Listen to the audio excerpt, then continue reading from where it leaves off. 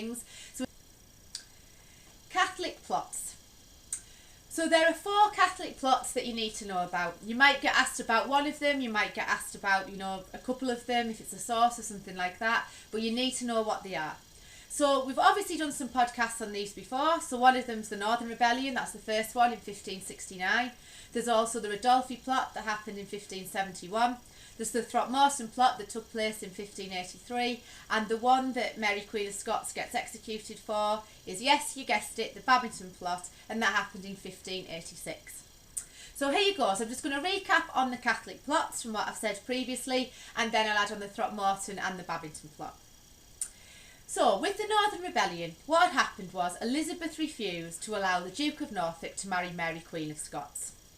So the act inspired 2 northern lords called Westmoreland and Northumberland to rebel against Elizabeth, and they were hoping to replace with Mary Queen of Scots, and then the Duke of Norfolk would obviously marry her as a strong Catholic landowner.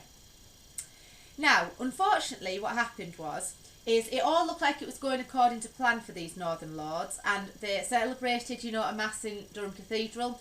4,600 men were marching south towards London, but the loyal Earl of Sussex raised an army and the rebels had to disband. So Northumberland was captured and executed, and Norfolk was imprisoned, and Westmoreland eventually escaped off to France. But what this had shown is Elizabeth was going to have problems now with Catholic plots, because in 1568, just the year before this, what had happened is Mary Queen of Scots had come to England and was now living under house arrest. Now in 1571 there was the Ridolfi plot, and to be quite honest it was a little bit of a disaster really what had happened with the Northern Rebellion, because actually with the excommunication of Elizabeth I meant to have happened in 1569, but it was actually issued late in 1570, the Northern Rebellion had failed. So they decided again to do the same type of thing with the Ridolfi plot, but this time they were going to be attacked from abroad and attacked as well from the north. So there's going to be a rebellion in the north and an attack from abroad. So this plot was led by an Italian named Ridolfi, who was just a banker, and it also involved the Duke of Norfolk. The plan was that an invasion from the Netherlands would coincide with another northern rebellion, so it would happen at the same time. So Elizabeth would face a war on 2 fronts, and Elizabeth would be murdered and replaced by Mary Queen of Scots. Yes, you guessed it, Duke of Norfolk would then marry Mary Queen of Scots, and the plot was exposed before it could be completed. And the reason for this was because coded coins were found, and the code to break the code on the coins was found under the doormat of Duke of Norfolk, and he ends up being executed because of this.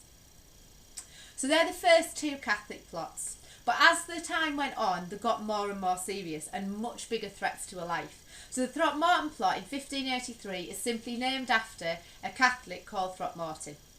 So it was led by Sir Francis Throckmorton, and the plan was to again assassinate Elizabeth and replace with Mary Queen of Scots. Once Elizabeth had been killed, there would be an invasion by the French Catholic Henry Duke of Guise, and an uprising of English Catholics would follow. The plot also involved the Spanish ambassador, and when the plot was discovered, Throckmorton was executed and Mary Queen of Scots was placed under even closer guard. The Spanish ambassador had already been expelled and things from the country, so what was happening here were the threats were getting closer and closer to succeeding, and more people were becoming involved. So at this point, Walsingham absolutely knows he needs to get enough evidence to be able to put an execution, order on the head of Mary Queen of Scots, and it'd be absolutely no doubt that she's been involved, because to be quite honest, pardon the pun, she's been up to her neck in these 3 plots, but unfortunately they haven't had enough evidence to actually put her on trial for it. So the one that is responsible for the downfall of Mary Queen of Scots is the Babington plot.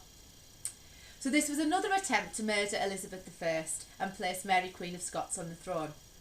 Now it was led by Anthony Babington, another Catholic in England, and it was the discovery of this plot that led to Mary's trial and execution, and when it was found that she had known about and agreed to the plot all along. And what had happened was they started to put her under house arrest. Obviously she'd been under that for a number of years now, nearly 19 years, but they kept moving her around and making the conditions of where she lived a little bit tougher, a bit less food, a few less people serving her, made it difficult to get messages in and out. But what Walsingham wanted to happen was for her to get some messages out so he could find these messages and actually put, the final nail, if you like, in a coffin. So she was found with some coded letters that she'd deliberately been sending and saying to put the plan into action to assassinate Elizabeth. So obviously once that had been found, it was going to be very, very difficult for Mary Queen of Scots to try and wriggle out of this one. Even though when we see those podcasts on her, you'll see that's exactly what she tried to do.